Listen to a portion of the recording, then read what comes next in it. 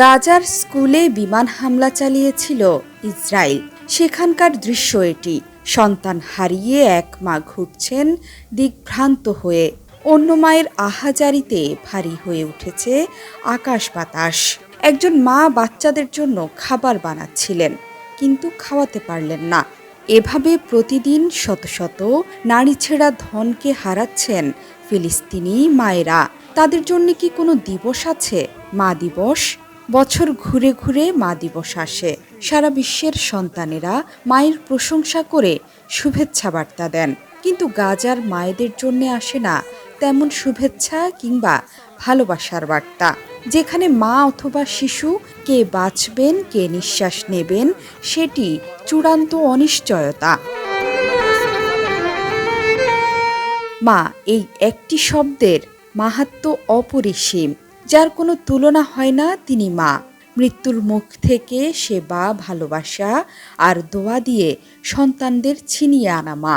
গাজার মায়েদের ধৈর্য সেক্ষেত্রে বিশ্বের সকল মায়ের তুলনায় বেশি বলা চলে। কারণ প্রতিনিয়ত সন্তানের নিথর দেহ চোখের সামনে দেখতে দেখতে অভ্যস্ত তারা, বাকরুদ্ধ তারা। জীবনের এই চলার পথে বোমা, মৃত্যু তাদের কাছে খুব স্বাভাবিক ব্যাপার। তবুও গাজার মায়েরা কাঁদেন। মা তো কাঁদতেই হবে। ইসরায়েলি হায়নাদের লোলুপ দৃষ্টি এখন রাফাতে। প্রতিনিয়তই তাদের কামান, গোলার আঘাতে ঝরে পড়ছে ছোট্ট প্রাণগুলো। যারা বোমা মারছে তারাও তো মায়ের সন্তান, যারা মারা পড়ছে তারাও মায়ের সন্তান। এই বোধটুকু নেই যুদ্ধবাজ হায়নাদের। কোথায় বোমা মারছে, কার ওপর মারছে, সেসবের কোনো তোয়াক্কাও করছে না পশ্চিমা মদতপুষ্ট ইসরায়েল। এক শিশুর নিথর দেহ দেখে জমিনের বুকে দাঁড়িয়ে অন্য সন্তানকে বুকে চেপে ধরছে মা। এই দৃশ্যগুলো কি দেখতে পায় না ইহুদি মায়ের সন্তানেরা কিংবা তাদের মায়েরা? সন্তানদের নিয়ে একটু নিঃশ্বাস নিতে মায়েদের এই অনন্ত ছুটে চলা। বছরের পর বছর ধরে গাজার মায়েদের অবধারিত চাকরি এটি। সন্তান পালন, তারপর তাদের প্রাণ বাঁচানোর নিরন্তর লড়াই।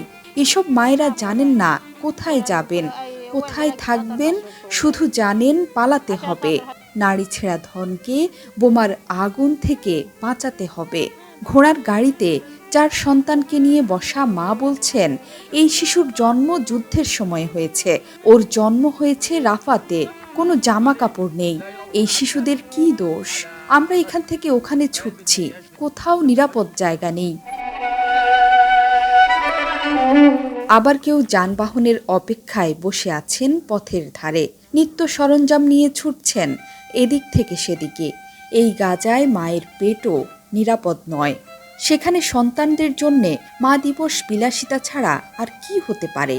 এই শিশুরা হয়তো জানেও না বিশ্বজুড়ে একটি দিবস আসে, যার নাম মা দিবস। যেদিন মাকে বিশেষভাবে স্মরণ করে সন্তানেরা, এই শিশুরা মাকে স্মরণ করে অবশ্যই। হয়তো তাদের মাথায় যখন বোমা ফেলে ইসরায়েলি হায়নারা, তখনই মা বলে ডাক দিয়ে পৃথিবী থেকে বিদায় নেয় গাজার শত শত শিশু। জোহরা চৌধুরী সেতু, ৭১।